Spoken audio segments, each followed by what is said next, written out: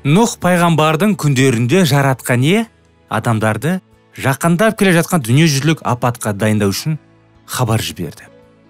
Жаратқан ие адамдардың құтқарылуын қалады. Ол олардың өлгенін қаламады. Құдай адамзатты сүйетін және шыдамды болғаны сонша достар. Нұхқа 120 жыл мейірімділік, 120 жыл рақым және 120 жыл сүйіспеншілік туралы хабарды уағыздауға рұқсат берді. Мейірімділік пен ескерту хабары әрқашан маңызды оқиғалардың алдында болады. Нұхтың ізгі хабарын барлық адамдар қабылдамаған соң ғана Құдай топан суды жібереді. Біздің тыңдарман достар, ассаламағалейкум. Сәлеметсіздер ме? Бақытты жүрек бағдарламасына қош келдіңіздер. Сіздермен бірге біз үміт хабарын өтіп жүрміз. Алдымыздағы күндерде біз Аян кітабының ең таңғажайып пайғамбарлық жайлы тақырыпты өтеміз. Алла тағала да Жүсіптің заманында адамдарға деген көзқарасын көрсетті. Ол Мысырды алдағы ашаршылыққа дайындау үшін адамды тәрбиеледі. Оның сүйіспеншілігі туралы хабар Мысырға апат келмес бұрын жіберілді. Осыған ұқсас оқиғалар көне өсиетте бірнеше рет қайталанады. Жаратқан ие Израильді алдағы үкімдер туралы ескерту үшін өзінің пайғамбарларын жібереді. Жаңа өсиетте иеміз Исаға жол дайындау үшін шомылдыру рәсімін жасаушы Жақияны жібереді. Құдайдың бізді Мәсіхтің екінші келуіне дайындайтын арнайы хабар болмаса таңқаларлық еді. Осы соңғы күндері Құдайдың дүниеге деген көзқарасын өзгертсе біртүрлі болар еді.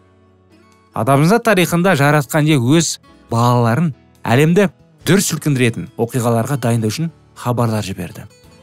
Ал бүгін ол адамдарды өзінің екінші келуіне дайындау үшін арнайы хабар жіберіп отыр. Бізді күннен күнге көріп достар, осы бағдарламаларымыз қызық болып отса, онда сізге айналамыздағы болып жатқан нәрселерге болашаққа бәрібір емес. Сіз құтқарғыңыз келеді. Сіз мәңгілік өмірге ие болғыңыз келеді. Сіз және де айналадағыларыңыз құтқарсын деп сіз қалайсыз. Мен сізбен келісемін. Мен де дәл өзім солай қалаймын. Менің анам да солай қалап, мен үшін талай рет дұға еткен достар.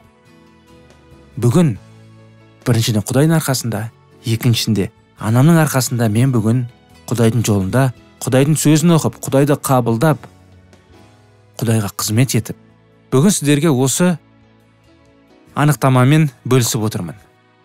Айналамызда не бар дост? Бүгін табиғат, керемет үйлер, керемет қалалар. Кей кезде үлкен дүкендерге кірген кезде, болмаса айналамызда жүрген кезде біз көп адамдар музыканы тыңдаған жақсы көреміз. Құлағымызға құлаққапты тығып алып, әлем одан бекер әдемі, керемет, бір күшті болып көрінеді. Ал музыканы алып тастасаң қалай көрінеді? Ал айналамыздағы қаланы, басқа нәрсенің бәрін алып тастасақ, не болады?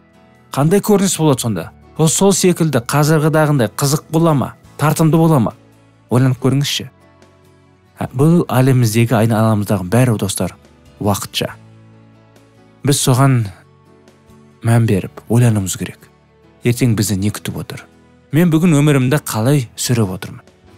Мен Құдайдың жолындан ба, болмаса шайтанның жолындан ба? Бұл бізді өте маңызды принципке алып келеді достар. Егер бұл киелі кітапта болса, мен оған сенемін. Егер ол киелі кітапқа сәйкес келмесе, бұл мен үшін емес.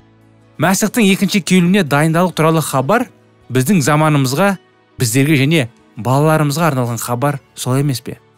Киелі кітаптың соңғы кітабында, Аян кітабында Құдайдың бүгінгі күні түсінуіміз үшін маңызды хабар бар. Адамдар бүгін киелі кітаптан қашады. Олар кәпірлердікі дейді, олар орыстардікі дейді. Мен андасында бұл хабарды қайталаймын. Неліктен достар? Мүмкін бүгін бізді бірінші рет тыңдап жатқан тыңдаушыларымыз бар шығар. Киелі кітап достар, ол орыстардың кітаптары емес. Иса да ол орыстардың Құдайы емес достар.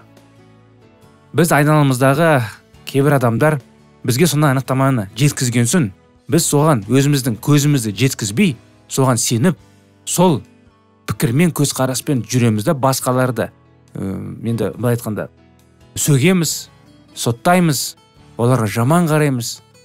Ал жүрегіміз таза болса, енді жақсы қараймыз, бірақ оларға қатты жақындамаймыз. Өйткені олар өздеріне тартып кетеді деп ойлаймыз. Оның бәрі білімнің азығынан, достар. Осы біздің бағдарламаның астымызда alkitab.media деген сілтеме бар. Соған өтсеңіздер, қазақ тілінде, негізі ол сайт 4-5 тілде. Орыс тілде, қырғыз тілде, қазақ тілде, өзбек тілде, тәжік тілде, керек болса шет тілде, достар. Соның арасында қазақ тілді таңдап 3 біздің материалымызды көрсеңіздер, өтсеңіздер, достар. Біріншісі сіздерге ұсынатыным көз қарастарыңызды ашатындай, ол рас па деген видео бағдарламалар, сабақтар. Қысқа, достар. Оларды көрсеңіздер өкінбейсіздер. Екіншісі пайғамбарлар мен кітаптар деген керемет қазақ тіліндегі біздің тарих жайлы, Құран жайлы, Құран киелі кітап жайлы не дейтін сабақтар, достар. Оларды өтсеңіздер көздеріңіз ашылады. Үшіншісі киелі кітап жайлы сабақтар. Мүмкін сіз киелі кітапты қабылдап, Құдайдың сөзі екенін мән беріп, оған көзіңіз ашып, Құдайға бет бұрғыңыз кеп, киелі кітапты зерттегіңіз келсе, өзіңіз жеке. Соны өте аласыздар. Болмаса, сізге көмек керек болса, сонда тәлімгерлер бар. Болмаса, біздің осы бейнежазбаның WhatsApp нөмірімізге хабарлассаңыздар, бейнежазбаның бетіндегі, біз сізге міндетті түрде жауап береміз, достар. Бұл анықтама сіздермен біздің арамызда қалады. Ертең достарыңыз басқалар көріп қоймайды. Бірақ ол сіздің еркіңіз, өзіңіз айта аласыздар. Мен Құдайға бет бұрдым, Құдайдың сөзін зерттей бастадым деп. Ал біз үшінші адамдарға бөліспейміз бұл ақпарат. Сізбен біздің арамызда қалады. Сонымен Аян кітабындағы біздің дүниемізге орасан зор әсер ететін соңғы уақыт туралы өте маңызды хабар. Бұл хабар Мәсіхтің алғашқы келуі қарсаңында өмір сүрген адамдар үшін шомылдыру рәсімі, жасаушы Жақияның хабары сияқты маңызды. Кейбір анықтама сіздерге таныссыз, достар. Өйткені бұл киелі кітапта алынған рухани ақпарат тақырып. Біз енді кейбір адамдар Құдайға шүкір дейді әрдайым. Кішкене Құдайға бет бұрып, Құдайға деген, енді Құдайдың жолында тіке жүрмесе де, бірақ сондай ойлармен ниеті бар адамдар басқа адамдарға қарағанда ерекше сөйлеседі. Боқтамайды, мысалы, дұрыс па? Шүкіршілік етеді Құдайға. Анда-санда Құдайды аузына алады. Ал бірақ оның сөзін жиі оқымайды, мысалы.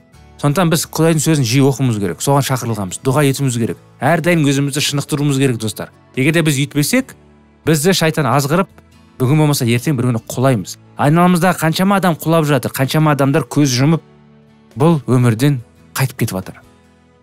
Ешкім сақтанбаған, достар. Сақтанғанды Құдай сақтайды деген бекер айтылмаған.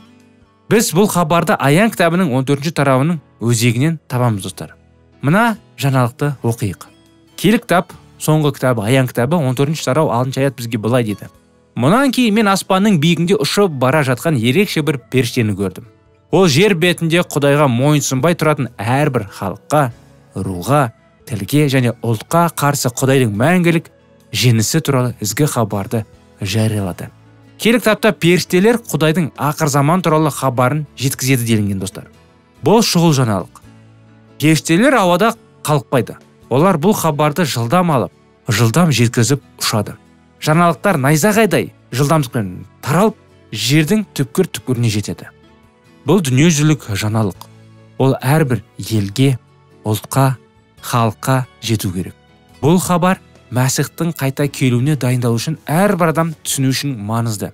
Біздің күндер үшін бұдан маңызды хабар жоқ. Мәсіх, Иса Мәсіхті көп адам бүгін біледі, ол адамды таниды. Ол Майкл Джексоннан да танымал. Басқа, мысалы, Александр Македонскийдан да танымал. Өйткені бүкіл халықтар, діндер, елдер біледі. Аз адам бүгін оны білмейді. Оның келетінін де біледі бүгін. Кейбір адамдар діндер бір дінді ғана емес, масқішілер ғана емес, енді орысшасы христиан дейді ғой. Басқа діндер де оларды, Исаны күтуде, достар. Сондықтан оны не үшін күтуде? Бізді не күтіп отыр болашақта? Біз бұл өмірде көз жұмған соң, бұдан кейін бізбен не болады? Кейбір адамдар өлгендер үшін дұға етеді. Құдай оларды кешіріп, оларды жұмаққа апарсын деп. Олай емес. Адам өлді, болды, ол ештеңе болмайды. Адамның өлгеннен кейін онымен расында да не болатын? Киелі кітап бізге не дейді? Соны бізге, достар, сұрақтарыңызды қойып, жазып, анықтаманы алсаңыздар болады. Осымен бағдарламамыз аяғына келді, достар. Бізбен болғандарыңызға рахмет. Келесі жолға дейін сау, сәлеметті болыңыздар.